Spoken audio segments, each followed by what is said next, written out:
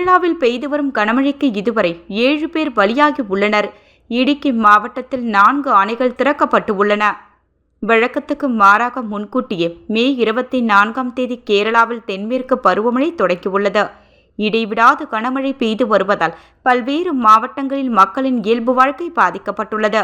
இடுக்கி, கண்ணூர், காசர்கோடு மாவட்டங்களுக்கு red alert விடுக்கப்பட்டுள்ளது. மலப்புரம், கோழிக்கோடு, கொல்லம், பதனம்திட்டா என பல மாவட்டங்களுக்கு கனமழை எச்சரிக்கையும் விடுக்கப்பட்டுள்ளது.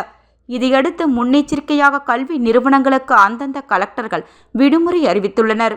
மழை காரணமாக இடுக்கி மாவட்டத்தில் 103 வீடுகள் பகுதியாகவும் 9 வீடுகள் முற்றிலும் சேதமடைந்துள்ளன.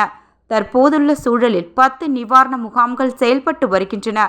கல்லார்குட்டி, மலன்காரா, பொன்முடி, பாம்பலா அணைகள் திறக்கப்பட்டுள்ளன. முவன்புலா ஆறு அபாய கட்டத்தை தாண்டி உள்ளது. ஏர்ணகுளம் திருமரடி பகுதியில் மரம் விழுந்ததில் அன்னக்குட்டி சாக்கோ என்பவர் பலியாகினார்.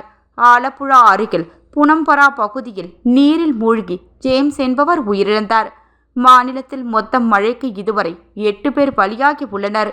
கனமழை தொடர்ந்து நீடிப்பதால் அனைத்து துறை அதிகாரிகளும் முழுவீச்சில் கண்காணிப்பு மற்றும் மீட்பு பணிகளில் ஈடுபட்டு வருகின்றனர். அணைகளின் நீர் இருப்பையும் அதிகாரிகள் கண்காணித்து வருகின்றனர்.